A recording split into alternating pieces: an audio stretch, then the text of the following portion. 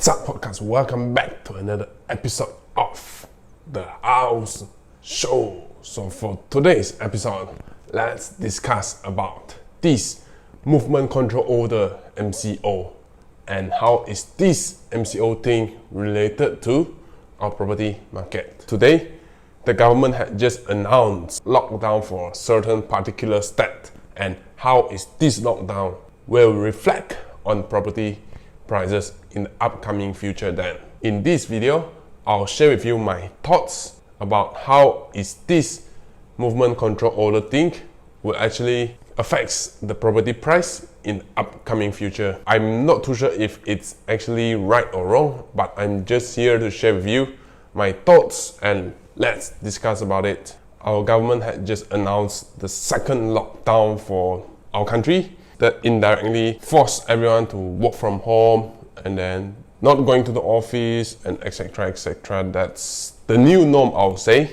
Then how does this actually reflect on the property price in the future then? Before diving into today's topic, I have also shared the property market in 2021 and you can check out the videos here if you have not watched the video yet. Without further ado, let's dive into today's topic then. MCO actually causes people like us to actually work from home as we can't go to the office anymore, right? Pre-COVID days, right? So what we actually practice is that we get to stay in a place where it's not that far from our workplace, and then we can travel to our workplace in the certain time frame that we wanted, which reflects on this particular property. If it's outskirts whereby it's not in the city center, then this particular property, the prices, it's more affordable compared to the one in the city. So try to imagine this. These days, everyone is working from home. And then, technically, you can stare at any single corner, yet you can still work. Because now, you don't have to be present in the office. You don't have to be physically there. So, you can actually walk anywhere you want.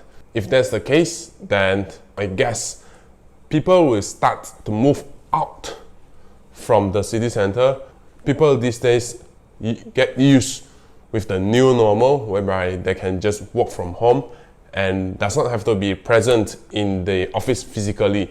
So meaning to say that these people will actually prefer something more affordable than they actually move away from the city center, as they can still work although they are staying further away from the company.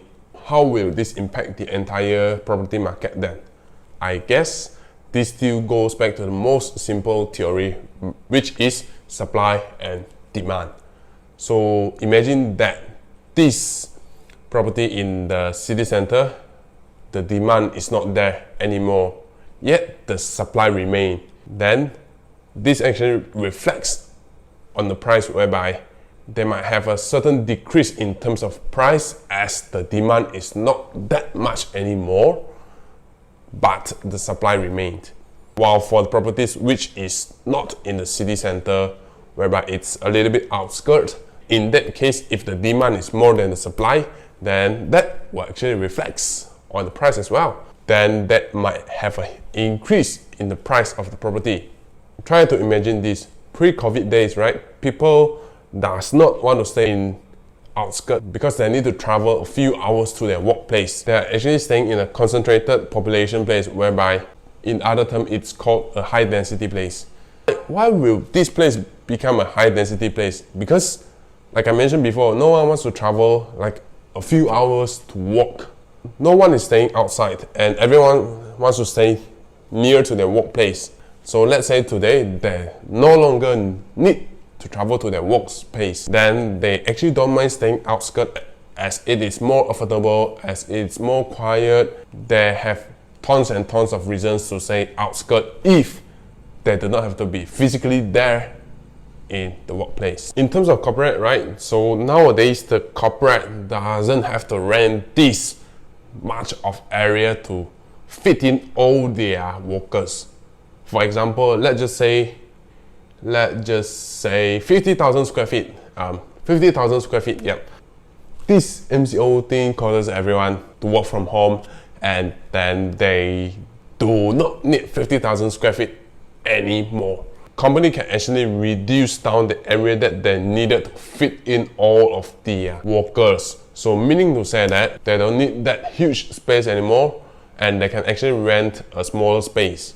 Just to let you know, the real estate cost is the second highest cost for a certain company, right after the wages. If the company can actually reduce the area that they rent, so meaning to say they actually cut off a lot of their expenses. If that's the case, then that will actually be a nightmare for the building owners lah, because the rental income for the building owners actually reduced a lot already. I guess that's all for our second video in 2021. If you have any questions regarding real estate, feel free to reach me at any of the links below.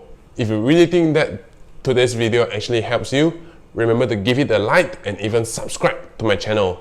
This is James out here, and thank you for watching till the very end, and hopefully to see you again in the next episode. See ya!